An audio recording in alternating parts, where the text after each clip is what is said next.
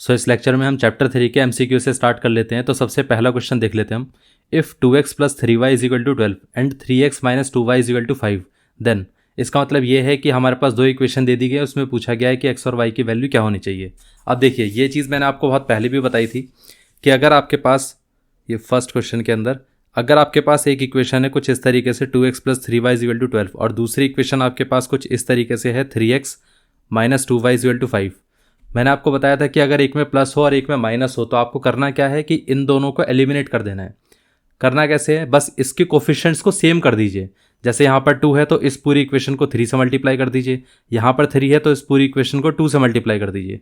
अब देखिए क्या आता है, जैसे आप 2 से मल्टीप्लाई करेंगे तो कितना आएगा, 2 × 2 कितना हो गया 4x, 2 × 3 कितना हो गया 6x 6y, और फिर 2 × 12 कितना हो गया 24। इसके बाद ये वाली इक्वेशन क्या आएगी, 3 × 3 9x, और फिर साथ में 3 × 2 कितना हो गया -6y, एंड देन 3 × 5 कितना हो गया 15। ठीक है, अब आप देखिए इन दोनों के जैसे आप ऐड करेंगे तो ये दोनों कैंसिल आउट हो गए। अब ये दोनों कैंसिल आउट हो गए, उसके अलावा बचा क्या, 4x + 9x, तो यहाँ पर ये हो जाएगा 13x = ये कितना हो गया 4 + 5 कितना हो गया 9, 2 + 1 कितना हो गया 3। अब 39 13 से कैंसिल आउट हो सकता है और यहाँ पर बचेगा फैक्टर 3, तो इसका मतलब x = कितना आ गया 3।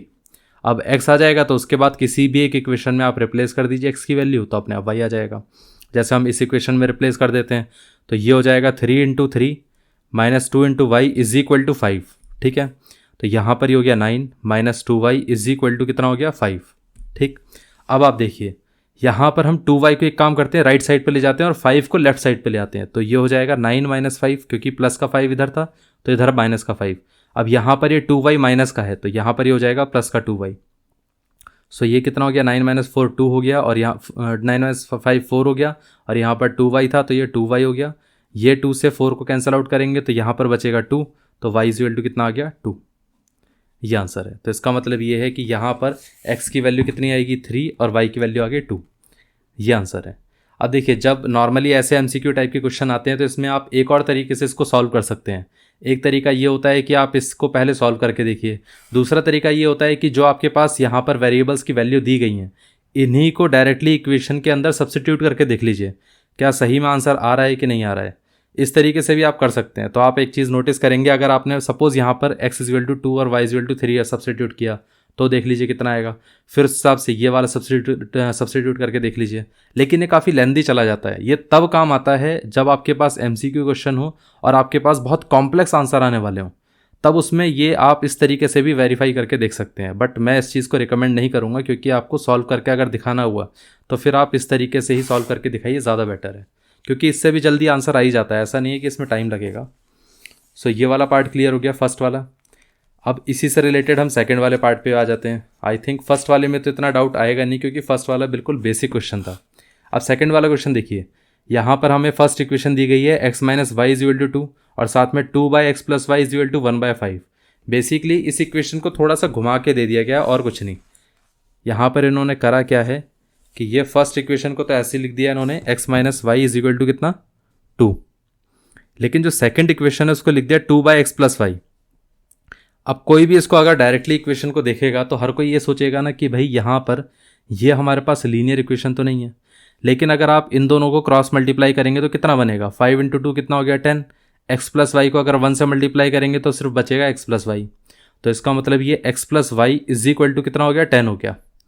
तो अगर आप देखें तो सही में आपके पास दो लीनियर इक्वेशन थी, इन दोनों को बस आप ऐड कर दीजिए। जैसे ही आप ऐड करेंगे तो यहाँ पर x + x कितना हो गया 2x, ये माइनस का y ये प्लस का y दोनों कैंसिल आउट हो जाएंगे, तो बचेगा कितना, यहाँ पर तो कुछ नहीं रहेगा, y दोनों तो कैंसिल आउट हो गए। फिर ये 2 + 10 कितना हो गया 12 हो गया। 12 को हम 2 से कैंसिल आउट कर सकते हैं, तो यहाँ पर बचेगा 6। सो x की वैल्यू आ गई 6। अब जैसे ही x 6 आ गया तो किसी भी एक इक्वेशन में आप रिप्लेस कर दीजिए।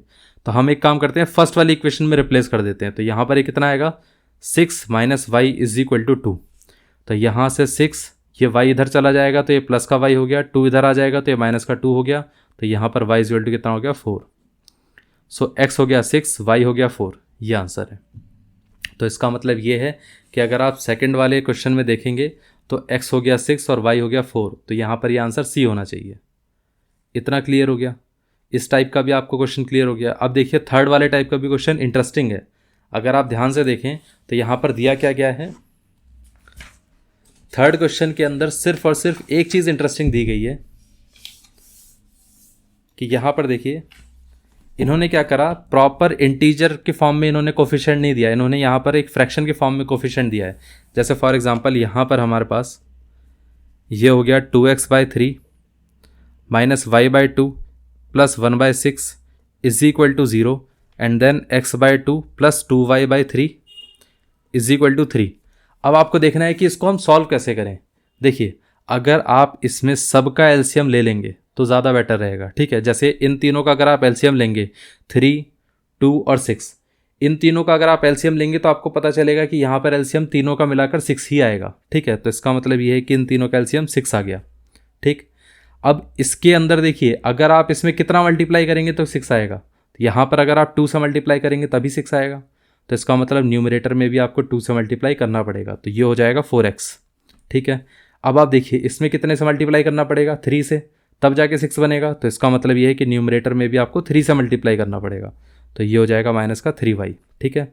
यहाँ पर पहले से 6 था तो इसमें कुछ मल्टीप्लाई नहीं करना पड़ेगा, तो यहाँ पर ये एज इट इज़ रहेगा, इज इक्वल टू 0। इस 6 को 0 से मल्टीप्लाई कर सकते हैं, तो यहाँ पर बचेगा 4x minus 3y plus 1 is equal to 6 into 0 that is equal to 0। तो इसका मतलब 4x minus 3y plus 1 is equal to 0। ये आपके पास फर्स्ट इक्वेशन आ गई, ठीक है। अब यहाँ पर आप देखिए इससे भी आप एक इक्वेशन बना सकते हैं। करना क्या है, इन दोनों का एलसीएम लेना है आपको, तो 2 और 3 का एलसीएम क्या आएगा, 6 आ जाएगा, ठीक है। अब आप देखिए यहाँ पर 6 बनाने के लिए आपको 3 से मल्टीप्लाई करना पड़ेगा, तो x को भी आपको 3 से मल्टीप्लाई ही करना पड़ेगा, तो यहाँ पर ये हो गया 3x। इसको आपको 2 से मल्टीप्लाई करना पड़ेगा तब जाके 6 बनेगा, तो इसका मतलब न्यूमरेटर भी 2 से मल्टीप्लाई होगा, और यहाँ पर ये हो गया 3, तो क्रॉस मल्टीप्लाई करेंगे तो कितना आ जाएगा, 3x plus 4y is equal to कितना हो गया, 6 इंटू 3 18, ठीक है। अब देखिए यहाँ पर आपके पास ये दो इक्वेशन आ चुकी हैं। अब आप इसको एलिमिनेशन से भी सॉल्व कर सकते हैं, इसको आप सब्स्टिट्यूशन से भी सॉल्व कर सकते हैं, जिससे भी आपको सॉल्व करने का मन करे वैसे आप कर सकते हैं, ठीक है। तो मैं यहाँ पर सब्स्टिट्यूशन से कर लेता हूँ। एक काम करते हैं, पहले दोनों इक्वेशन को ना एक फॉर्मेट में लिख लेते हैं, जैसे ये वाला टाइप सही है, ठीक है। क्या यहाँ पर हमारे पास कोफिशिएंट हमने राइट साइड पर रख दिया, ठीक। अब देखिए अगर ये हमारे पास फर्स्ट इक्वेशन है, ये हमारे पास सेकंड इक्वेशन है, हमें करना क्या है, यहाँ पर माइनस है, यहाँ पर प्लस है, तो एक काम करिए इन दोनों को एलिमिनेट कर दीजिए। तो इस पूरी इक्वेशन को इस वाली सेकंड वाली इक्वेशन को 3 से मल्टीप्लाई कर दीजिए और इस इक्वेशन को 4 से मल्टीप्लाई कर दीजिए, फिर देखिए क्या आता है। इसको अगर हम 4 से मल्टीप्लाई करेंगे तो कितना आएगा, 4 इंटू 4 16x, 4 इंटू 3 कितना हो गया 12y, और फिर 4 इंटू 1 कितना हो गया माइनस का 4। अब आप देखिए 3 इंटू 3 कितना हो गया 9x, 3 इंटू 4 कितना हो गया 12, तो ये 12y हो गया। 3 इंटू 18 कितना हो गया 54, ठीक है। अब देखिए यहाँ पर माइनस का 12y और ये प्लस का 12y दोनों कैंसिल आउट हो जाएंगे, ठीक है। 54 माइनस 4 कितना हो गया 50 हो गया। 16 प्लस 9 कितना हो गया, ये हो गया 25x, ठीक है। 50 25 से कैंसिल आउट हो जाएगा डायरेक्टली, तो यहाँ पर बचेगा 2, तो यहाँ पर x की वैल्यू आ गई 2। इतना क्लियर हो गया। अब आपको किसी भी एक इक्वेशन में रिप्लेस कर दीजिए x की वैल्यू, अपने आप आ जाएगा आंसर। तो इस इक्वेशन में रिप्लेस कर देते हैं, तो यहाँ पर आप देखेंगे अगर हम x की वैल्यू 2 रिप्लेस करते हैं तो 3 into 2 plus 4 into y is equal to 18 हो गया।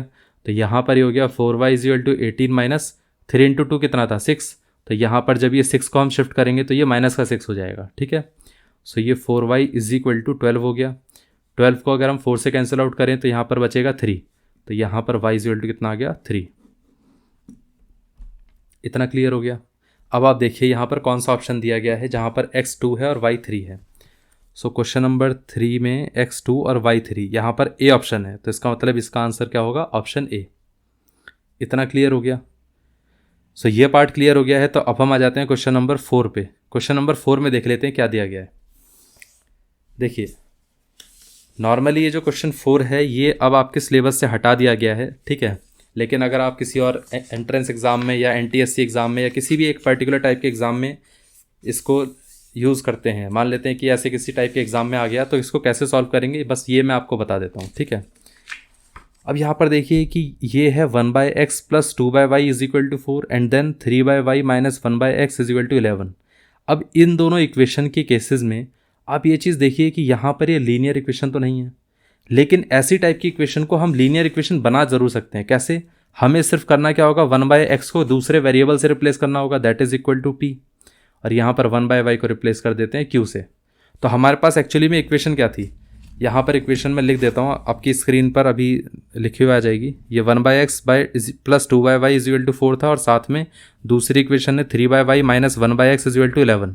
ठीक है, अब आप देखिए यहाँ पर आपने 1/x को रिप्लेस किया है p से, तो इसका मतलब ये हो गया p प्लस ये कितना है 2 into 1/y is equal to 4 and then 3 into 1/y and then minus 1/x is equal to 11। तो यहाँ पर आप देखिए p प्लस 2 इंटू क्यू, क्योंकि 1/y की जगह हम q को रिप्लेस कर देंगे, और यहाँ पर ये कितना आ गया, ये देखिए 1/x की जगह हम p को रिप्लेस कर देंगे। तो एक काम करते हैं, p को पहले लिखते हैं, ठीक है, और p के ऊपर साइन कितना था, माइनस का।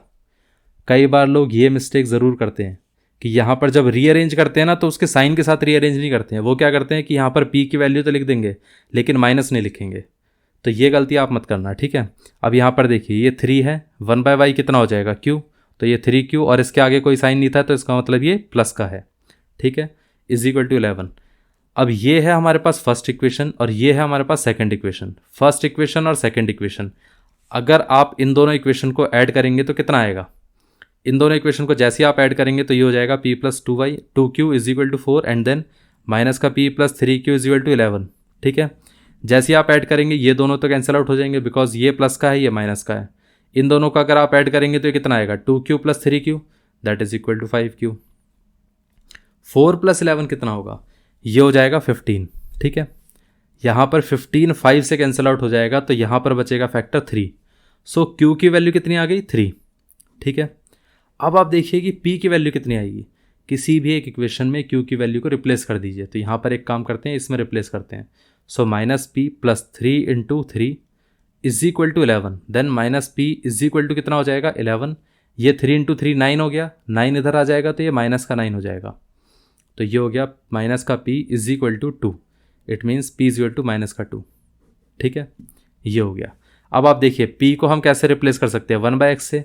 1/x is equal to minus का 2, it means x is equal to कितना हो गया, देखिए यहाँ पर माइनस का 2/1 भी लिख सकते हैं हम। जैसे ही हम इंटरचेंज करेंगे, मतलब न्यूमरेटर को डिनोमिनेटर को हमने न्यूमरेटर में कर दिया, न्यूमरेटर को डिनोमिनेटर में, तो यहाँ पर ये पार्ट भी रिवर्स हो जाएगा, इंटरचेंज हो जाएगा। तो ये हो जाएगा 1/-2 और वी कैन से माइनस का 1/2, क्योंकि माइनस नीचे रखो या ऊपर रखो बात सेम ही होती है। ठीक है, तो इसका मतलब x इज इक्वल टू कितना आ गया, माइनस का 1/2। अब इसमें देखिए यहाँ पर कितना है, q की वैल्यू कितनी होगी, ये हो गई 1/y। 1/y is equal to कितना हो गया 3।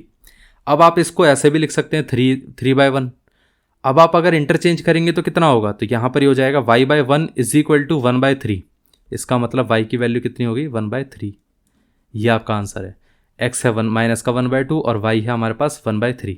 ठीक है, सो अब देख लेते हैं कि यहाँ पर आंसर क्या आ रहा है। क्वेश्चन नंबर 4 में x कितना है, माइनस का 1/2 और y 1/3।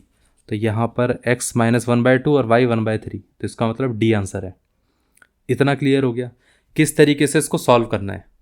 मेन चीज़ ये है कि बस आपको 1/x और 1/y को रिप्लेस करना है, बाकी सारी चीज़ें सिमिलर हैं, उसको आप डायरेक्टली सॉल्व कर सकते हैं। अब देखिए ये क्वेश्चन बहुत इंटरेस्टिंग है। यहाँ पर क्या कहा गया है कि अगर आपके पास कोई भी ऐसी टाइप की इक्वेशन होती है, क्वेश्चन 5 में देखिए कि यहाँ पर हमारे पास 3 इक्वेशन है। ठीक है, तीनों इक्वेशन को पहले मैं लिख के दिखा देता हूँ ताकि आपको ज़्यादा क्लियर रहे। यहाँ पर फर्स्ट इक्वेशन है 2x plus y plus 2/5 is equal to 3x minus y plus 1/3 that is equal to 3x plus 2y plus 1/6। ये है, और इसमें पूछा गया है x और y की वैल्यू। ठीक है, अब देखिए क्या होता है कि जब आपके पास 3 चीज़ें इक्वल हों तो या तो आप इन दोनों से एक इक्वेशन बना सकते हैं, या तो आप इन दोनों से एक इक्वेशन बना सकते हैं। अगर आप चाहो तो इन दोनों से भी एक इक्वेशन बना सकते हो।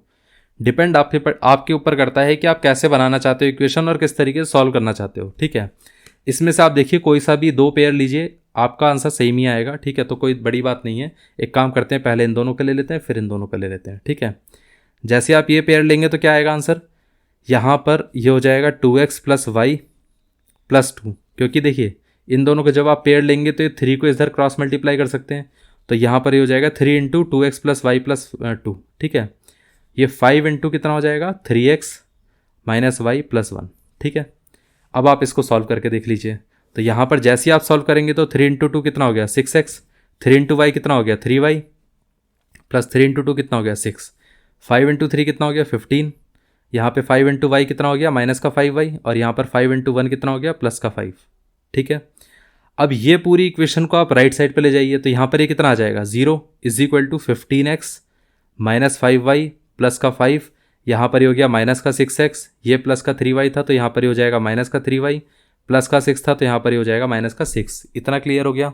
15x माइनस 6x कितना होगा, तो यहाँ पर ये हो जाएगा 9x, माइनस का 5y माइनस का 3y कितना हो गया माइनस का 8y, 5 माइनस 6 कितना हो गया, यहाँ पर ये हो गया माइनस का 1, दैट इज इक्वल टू 0। तो इसका मतलब आप इसको इस तरीके से भी लिख सकते हैं 9x minus 8y minus 1 is equal to 0, और we can say that 9x minus 8y, आप माइनस 1 को राइट साइड पर भी ले जा सकते हैं, तो यहाँ पर ये हो जाएगा प्लस का 1।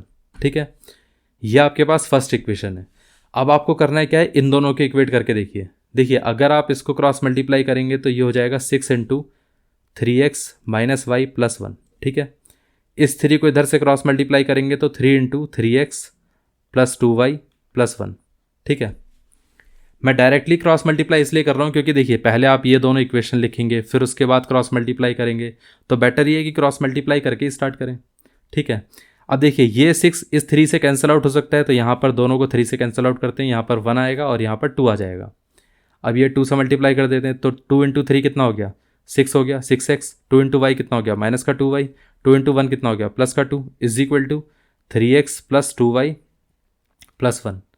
अब ये जो पूरा पार्ट है इसको हम लेफ्ट साइड पे ले आते हैं, तो ये कितना हो जाएगा 6x माइनस 2y प्लस का 2 माइनस का 3x माइनस का 2y माइनस का 1 इज इक्वल टू 0।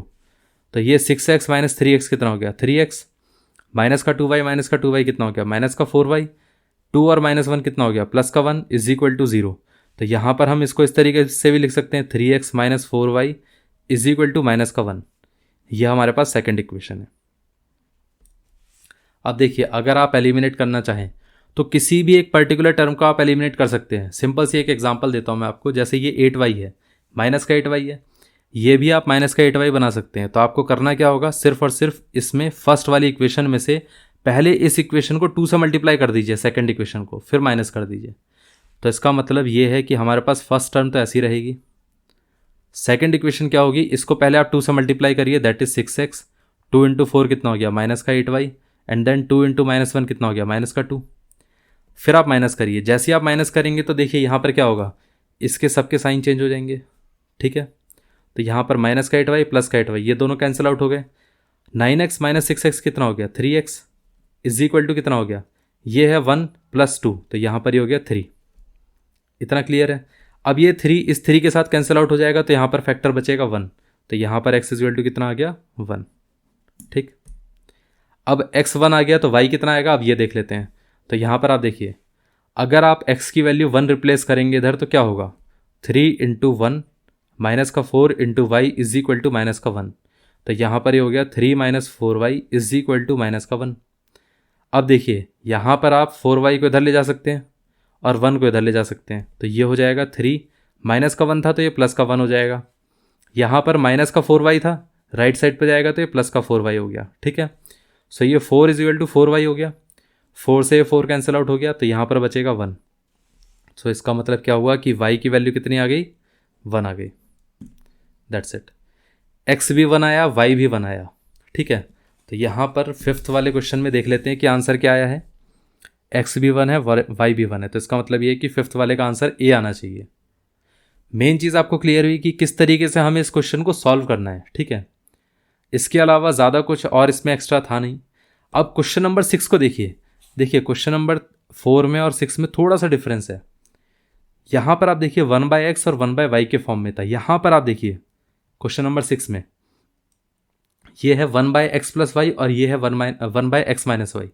तो आप देखेंगे कि यहाँ पर 1/x प्लस वाई पूरा एक टर्म है, इसको ही आप रिप्लेस कर दीजिए। मैं आपको बता देता हूँ कैसे।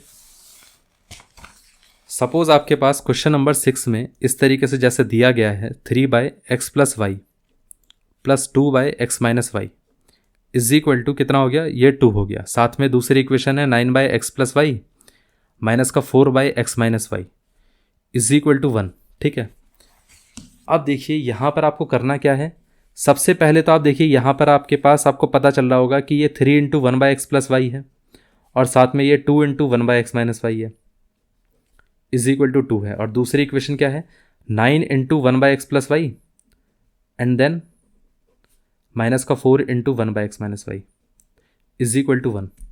अब आप नोटिस करिए कि यहाँ पर 1/x+y इसको आप रिप्लेस किससे कर सकते हैं, इसको आप रिप्लेस कर सकते हैं p से। इसी तरीके से 1/x-y इसको आप किससे रिप्लेस कर सकते हैं, q से। p और q से रिप्लेस कर दीजिए, ठीक है। जैसे ही आप रिप्लेस करेंगे तो ये कितना आ जाएगा, इस वाली इक्वेशन को अगर आप देखेंगे तो ये हो जाएगा 3 into p plus 2 into q is equal to 2।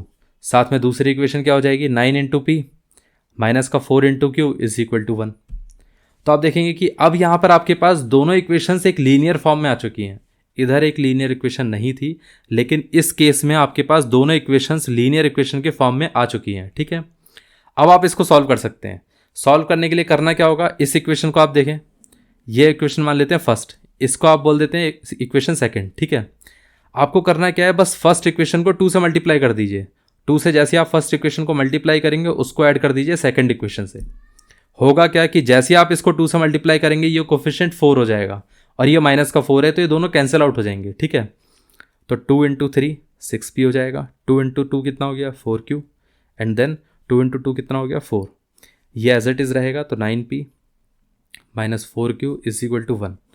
जैसे ही आप ऐड करेंगे ये दोनों कैंसिल आउट हो गए, यहाँ पर बचेगा कितना 6p plus 9p that is 15p is equal to 5। अब 5 से दोनों को कैंसिल आउट कर सकते हैं तो यहाँ पर बचेगा 1 and this one is 3। So 3p is equal to 1 and then p is equal to 1/3, ठीक है। ये आपके पास p की वैल्यू आई। जैसी p की वैल्यू आई किसी भी एक इक्वेशन में रिप्लेस कर दीजिए। तो हम एक काम करते हैं, इसमें रिप्लेस कर देते हैं, ठीक है। तो जैसे आप फर्स्ट इक्वेशन में रिप्लेस करेंगे तो ये 3 into 1/3 plus 2 into q is equal to 2। इतना क्लियर हो गया। अब आप देखिए 3 को 3 से कैंसिल आउट कर सकते हैं तो यहाँ पर बचेगा 1 plus 2q is equal to 2। तो यहाँ पर ये 2q इज इक्वल टू कितना हो गया, 1 को इधर शिफ्ट करेंगे तो 2 माइनस 1 हो जाएगा तो यहाँ पर ये हो गया 1। 2q is equal to 1 and then q is equal to कितना हो जाएगा, 2 को इधर ले जाएंगे तो 1/2 हो जाएगा तो q इतना आ गया। अब देखिए p की जगह हम क्या लिख सकते हैं, p की एक्चुअली में वैल्यू क्या थी, ये था 1/x+y is equal to 1/3 and this one is 1/x-y is equal to 1/2। So actually में आपके पास x और y की वैल्यू अभी तक आई नहीं है, आपके पास एक नई इक्वेशन बनकर आई है। अब आप देखिए इसको जब आप इक्वेट करेंगे तो आपको पता चलेगा कि x plus y is equal to 3 होना चाहिए और यहाँ से आप इक्वेट करेंगे इससे तो ये x minus y is equal to 2 होना चाहिए। अब इन दोनों इक्वेशन को, इसको आप 3 इक्वेशन बोल सकते हैं, इसको 4th इक्वेशन बोल सकते हैं। जैसे आप इन दोनों को ऐड करेंगे तो y कैंसिल आउट हो जाएगा, यहाँ पर बचेगा 2x इज इक्वल टू कितना हो गया 5। So this implies x is equal to 5/2। x की वैल्यू 5/2 आ गई, किसी भी एक इक्वेशन में रिप्लेस करिए। तो इस इक्वेशन में रिप्लेस करके देखते हैं तो यहाँ पर x is equal to 5/2 plus y is equal to 3 then y is equal to 3 minus 5/2 that is equal to 1/2। ये y आ गया। अब आंसर आया आपके पास। इतना क्लियर हुआ। कई बार ऐसा होता है कि जब ऐसी इक्वेशन आएगी आपके पास तो इसमें जब आप रिप्लेस करेंगे तो इन दी एंड आपके पास आंसर नहीं आएगा। कई स्टूडेंट्स ऐसा करते हैं, जैसे p 1/3 आ गया तो उसको डायरेक्टली लिख देंगे x is equal to 3 and y is equal to 2। ये गलत है, क्योंकि आप ये देखिए ना कि आपने एक्चुअली में लिया क्या था p को, ठीक है। तो यहाँ पर आपके पास x और y नहीं आया, यहाँ पर आपके पास x प्लस वाई और x माइनस वाई आया है। उसके बेसिस पे अब आप x और y निकाल सकते हैं, ठीक है। सो अब आपने ये निकाल लिया तो यहाँ पर आप देखिए क्वेश्चन नंबर 6 में आंसर क्या आ रहा है, x is equal to 5/2 and y is equal to 1/2। So इसका मतलब क्वेश्चन नंबर 6 में आपका आंसर बी आना चाहिए। इतना क्लियर हो गया किस तरीके से इसको सॉल्व करते हैं। अब क्वेश्चन नंबर 6 अगर क्लियर हो गया है तो अब आ जाते हैं क्वेश्चन नंबर 7 पे। ये क्वेश्चन नंबर 7 थोड़ा सा इंटरेस्टिंग है, इसका मैं रीज़न बता देता हूँ क्यों इंटरेस्टिंग है। अच्छा, MCQ में एक चीज़ बहुत अच्छी थी कि सारे क्वेश्चन थोड़े से डिफरेंट थे। अब देखिए नॉर्मली क्या होता है ना कि इस क्वेश्चन को ना लोग लीनियर फॉर्म में मान के चल लेते हैं कि ये भाई लीनियर इक्वेशन है, इसको उस हिसाब से सॉल्व कर लेते हैं। लेकिन वो ये भूल जाते हैं कि x की पावर यहाँ पर 1 है, y की पावर 1 है, बट यहाँ पर XY टर्म है। लीनियर इक्वेशन में कभी भी x इंटू वाई वाला टर्म नहीं आता है, ठीक है। तो ये लीनियर इक्वेशन नहीं है, पहले इसको आपको लीनियर इक्वेशन बनाना पड़ेगा, ठीक है। अब देखिए सबसे पहले हम क्या करेंगे, तो एक काम करते हैं, पहले इक्वेशन को लिख लेते हैं, फिर उसको सॉल्व करना शुरू करते हैं। 4x + 6y is equal to 3xy and then second equation is 8x + 9y is equal to 5xy। अब देखिए ये हमारे पास इक्वेशन है, ठीक है। अब इसको करना क्या है कि सबसे पहले तो ये जो एक्स वाई वाला टर्म है ना, इससे पूरी इक्वेशन को डिवाइड कर दीजिए। तो जैसे आप डिवाइड करेंगे तो 4x/xy plus 6y/xy and then 3 × xy/xy। ये xy इससे कैंसिल आउट हो गया। यहाँ पर आप देखिए y इससे कैंसिल आउट हो गया, यहाँ पर x इससे कैंसिल आउट हो गया, तो यहाँ पर ये आया 4/y plus 6/x is equal to 3, ठीक है। तो इसको अगर आप देखेंगे तो इसको हम रीअरेंज करके लिखें तो 6/x plus 4/y is equal to 3 होगा। मैं आपको एक और चीज़ बता देता हूँ, कई लोग क्या होता है कि सबको ये चीज़ पता, कई लोगों को पता चल जाती है कि भाई एक्स वाई से अगर आप डिवाइड करेंगे तो इस इक्वेशन को आप सिंप्लीफाई कर सकते हैं, लेकिन वो जल्दीबाजी में क्या करते हैं, ये सारे स्टेप्स स्किप करेंगे ना, तो डायरेक्टली क्या लिखेंगे 4/x फिर 6/y। वो ये भूल जाते हैं कि कौन सी चीज़ कहाँ कैंसिल आउट होगी। एक्चुअली में ना वो यहाँ पर 4/x लिख देंगे, जबकि एक्चुअली में था कि ये 4/y होना चाहिए था। आपको दिख रहा होगा इस स्टेप के अंदर, ठीक है। यहाँ पर x कैंसिल आउट हुआ था, यहाँ पर y कैंसिल आउट हुआ था। इतना क्लियर है। तो ये आपके पास इस तरीके से इक्वेशन बनकर आई। अब आप दूसरी इक्वेशन देखिए, इसको भी आप एक्स वाई से डिवाइड करेंगे तो यहाँ पर ये कितना आ जाएगा, इसको आप एक्स वाई से डिवाइड करिए, इसको भी एक्स वाई से और इसको भी एक्स वाई से, तो ये एक्स वाई इससे कैंसिल आउट हो जाएगा। यहाँ पर ये y इससे कैंसिल आउट हो गया, यहाँ पर ये x इससे कैंसिल आउट हो गया, तो यहाँ पर ये बनेगा कितना 8/y, ठीक है। फिर ये हो जाएगा 9/x इज इक्वल टू कितना हो गया 5, तो ये हो जाएगा 9/x plus 8/y is equal to 5, right. इस इक्वेशन को आप देखिए, अब आपके पास कोई भी लीनियर इक्वेशन नहीं आई है, ये ध्यान रखना आप। इसको आपको ट्रांसफॉर्म करना है लीनियर इक्वेशन के फॉर्म में। तो आप क्या बोल सकते हैं कि भाई हम 1/x को p ले लेते हैं और फिर 1/y को हम क्या ले लेते हैं q। सो इसमें 1/x की जगह आप p से रिप्लेस करके देखिए, तो ये हो जाएगा 6 × p और ये कितना हो जाएगा प्लस 4 × q, ठीक है, इज इक्वल टू कितना हो गया 3। इस इक्वेशन को आप देखिए तो यहाँ पर ये हो जाएगा कितना 9 × p plus 8 × q is equal to कितना हो गया 5। अब ये आपके पास दो इक्वेशन बनकर आई हैं, इसको आप सॉल्व कर सकते हैं, ठीक है। इसको हम मान लेते हैं इक्वेशन, देखिए इसको इक्वेशन 1 ले लेते हैं, इसको 2 ले लेते हैं, इसको क्या करते हैं थर्ड इक्वेशन, इसको फोर्थ इक्वेशन, ठीक है। यहाँ पर आप देखिए आप इजीली रिप्लेस कर रहा हूँ, एलिमिनेट इजीली कर सकते हैं। कैसे, इसको आपको 8 बनाना है बस, और कुछ नहीं। फिर उसके बाद इन दोनों में माइनस कर देना, तो आपको करना क्या है 2 times of third equation minus fourth equation, that's it. तो जैसे ही आप 2 से मल्टीप्लाई करेंगे इस इक्वेशन को तो कितना आएगा 2 × 6 कितना हो गया 12, 2 × 4 कितना हो गया 8, 2 × 3 कितना हो गया 6 एंड देन इसके बाद दूसरी इक्वेशन क्या है 9p plus 8q is equal to 5। Minus करके देखिए, जैसे आप माइनस करेंगे तो क्या होता है, जो भी नीचे इक्वेशन है उसके सबके साइन चेंज होंगे, प्लस का माइनस, प्लस का माइनस, प्लस का माइनस, ठीक है। माइनस 8q प्लस 8q दोनों कैंसिल आउट हो गए।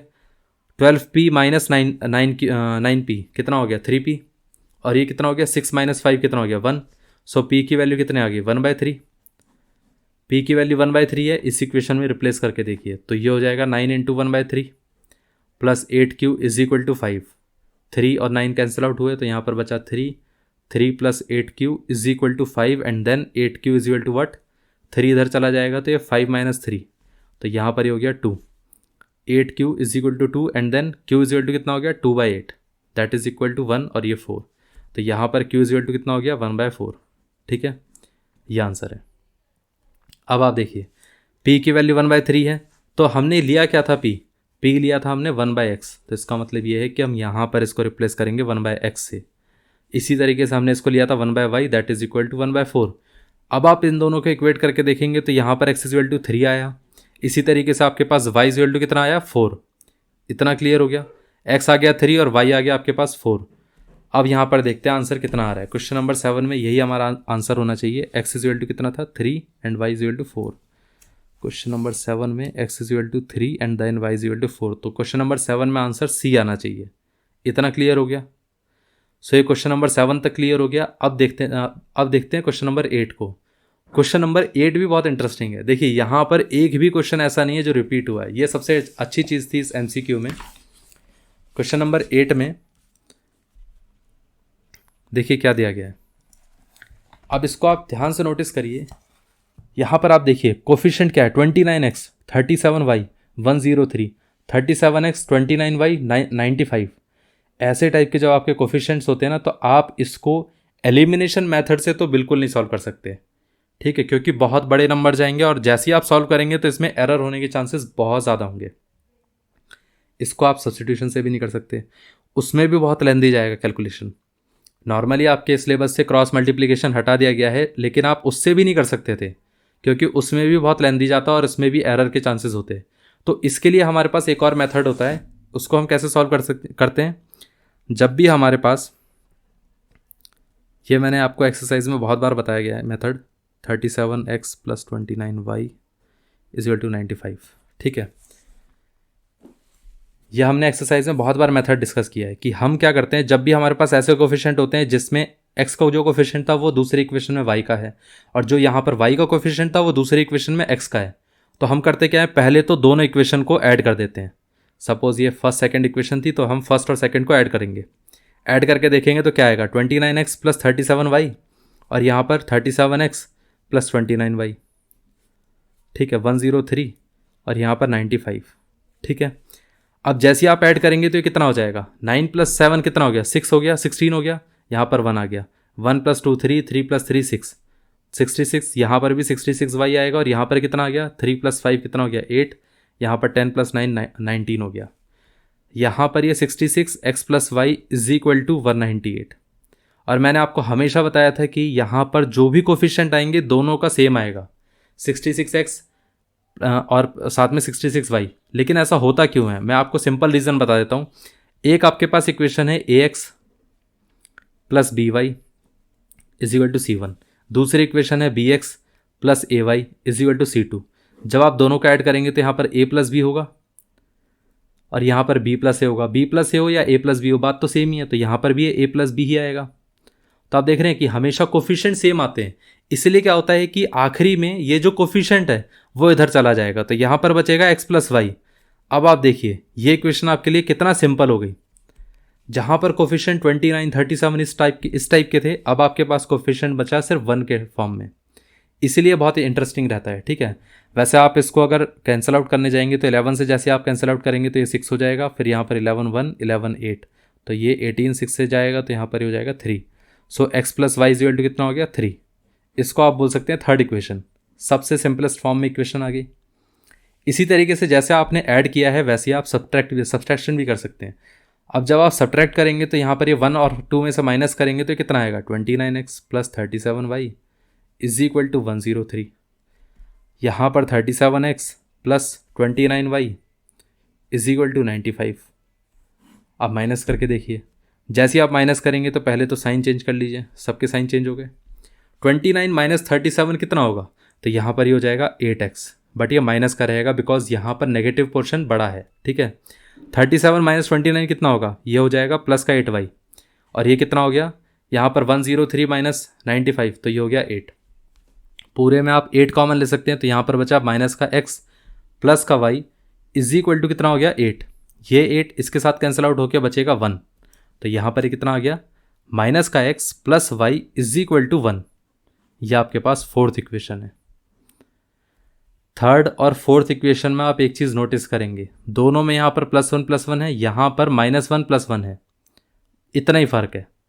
आपको करना क्या है, लास्ट में इन दोनों इक्वेशन को जैसे ही ऐड करेंगे तो यहाँ पर एक वेरिएबल ऑटोमेटिकली एलिमिनेट हो ही जाएगा, और ये हमेशा होता है।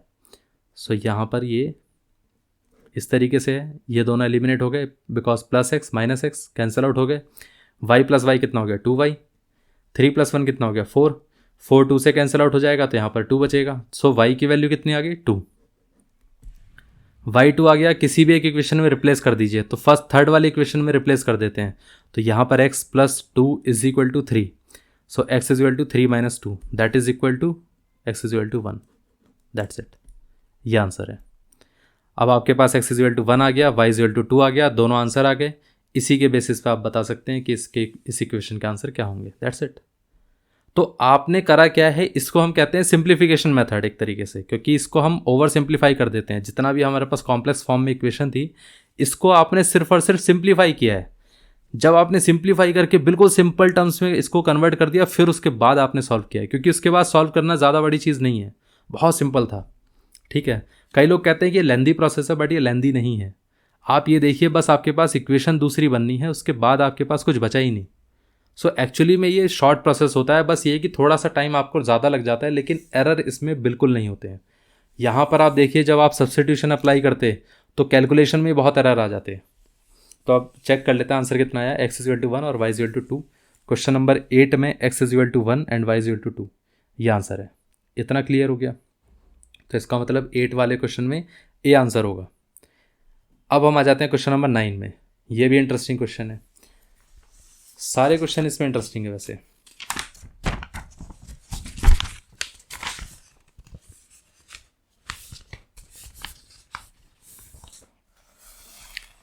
क्वेश्चन नंबर 9 में हमें दिया गया है, हमारे पास एक इक्वेशन है 2 raise to power x plus y is equal to 2 raise to power x minus y and then it is equal to root over 8। ठीक है, और पूछा गया है कि भाई यहाँ पर y की वैल्यू क्या होगी। ठीक, मैं आपको एक सिंपल चीज़ बताता हूँ। वैसे पहले एक काम करते हैं, इसको 2 के फॉर्म में कन्वर्ट कर लेते हैं। सो ये 2 raise to power x plus y that is equal to 2 raise to power x minus y that is equal to, इसको आप 8 को लिख सकते हैं 2 रेज टू पावर 3। इसकी पावर देखिए, रूट को हम क्या लिखते हैं, हाफ लेते हैं, तो ये हो जाएगा 2 रेज टू पावर 3/2। इतना क्लियर हो गया?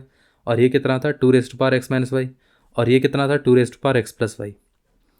ये आपके पास इक्वेशन है पूरी। इतना क्लियर हो गया? अब देखिए, क्या हम इन दोनों को इक्वेट करके एक इक्वेशन बनाएं? ठीक है, पहले हम एक काम करते हैं, इस मेथड से सॉल्व करते हैं, फिर मैं आपको एक शॉर्ट मेथड बताऊंगा जिसमें एक ही लाइन में आपका आंसर आ जाएगा। ठीक है, इन दोनों का अगर आप इक्वेट करेंगे तो कितना हो जाएगा, पावर से इक्वेट करके देखिए, तो ये हो जाएगा x minus y equal to 3/2। फिर आप एक काम करिए, इसको और इसको इक्वेट करके देखिए, तो कितना होगा, x plus y equal to कितना हो गया, 3/2। जैसे आप दोनों को ऐड करेंगे तो कितना हो जाएगा, 2x इक्वल टू कितना हो गया, 3/2 plus 3/2 that is equal to 3। 3/2 को ऐड करेंगे मतलब 1.5 को ऐड करेंगे तो कितना आएगा, 3 आएगा। ये 2x आ गया और ये दोनों कैंसिल आउट हो गए, तो यहाँ पर x इक्वल टू कितना आ गया, 3/2। किसी भी एक इक्वेशन में रिप्लेस कर दीजिए। एक काम करिए, इसको इसमें रिप्लेस कर दीजिए, तो यहाँ पर ये हो जाएगा 3/2 plus y is equal to 3/2। So ये दोनों 3/2 कैंसिल आउट हो जाएंगे, बिकॉज ये जब राइट साइड पे जाएगा तो ये दोनों कैंसिल आउट वैसे भी हो जाएंगे। तो अल्टीमेटली वाई इक्वल टू कितना बचेगा, 0। ठीक है, ध्यान रखिए, ये जो मैंने कैंसिल आउट किया ना, ये मल्टीप्लीकेशन वाला कैंसिल आउट नहीं है कि यहाँ पर फैक्टर 1 आ जाएगा। मैं एक काम करता हूँ, इसको सही से लिख के दे देता हूँ, ज़्यादा बेटर रहेगा, अदरवाइज़ कन्फ्यूजन क्रिएट हो सकता है। इसको आप इधर ले जाइए, तो ये हो जाएगा वाई इक्वल टू 3/2 माइनस का 3/2, तो ये दोनों कैंसिल करके 0 देंगे। ये आंसर है।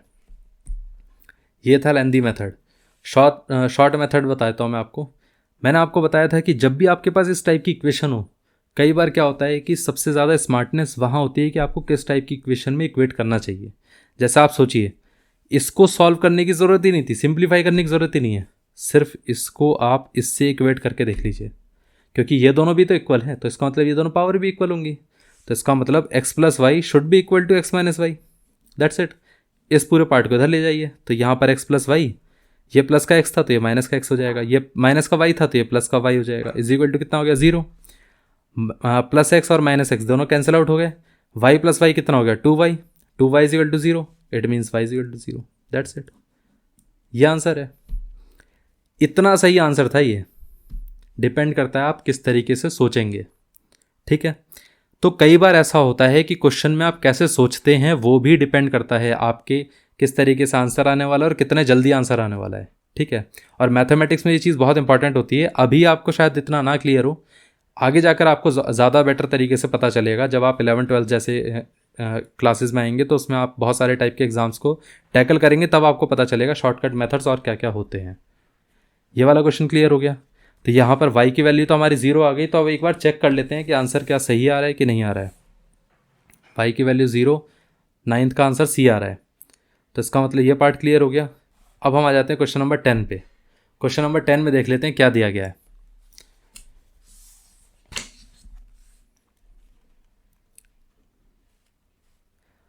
अब देखिए, यहाँ पर हमारे पास क्वेश्चन नंबर 10 में दिया गया है 2/x plus 3/y is equal to कितना है, 6, और साथ में दूसरी इक्वेशन क्या है, 1/x plus 1/2y is equal to कितना है, 2।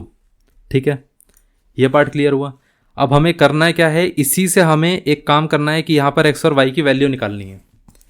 देखिए होता क्या है, यहाँ पर भी हम वही बात करेंगे कि 1/x को हम p ले लेते हैं और साथ में 1/y को हम q ले लेते हैं।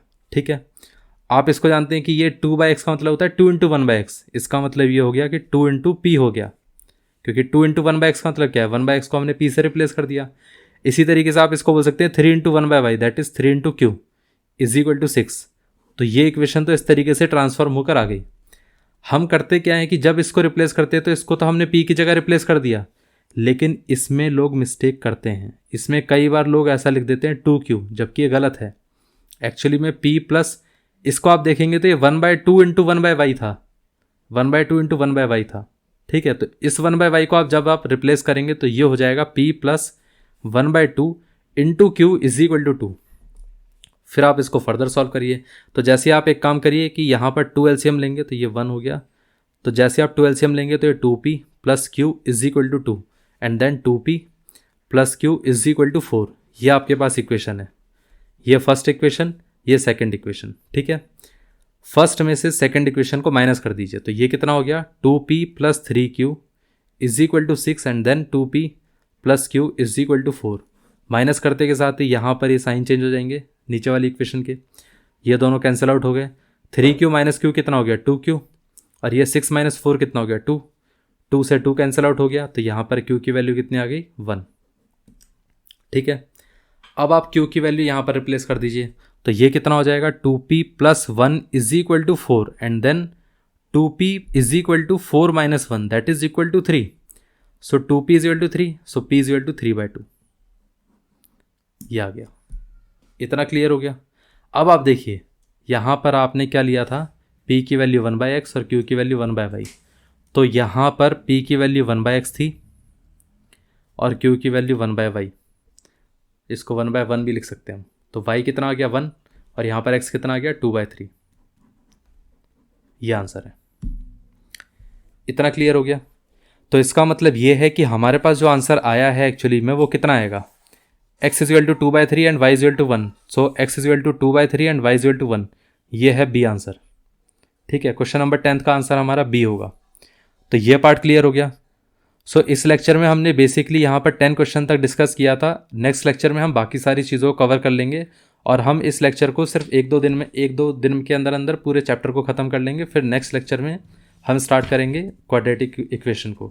ठीक है, सो ये लेक्चर यहीं तक था। आई होप आपके लेक्चर क्लियर हो चुका होगा। So thank you very much for watching the video. अब हम मिलते हैं नेक्स्ट लेक्चर में।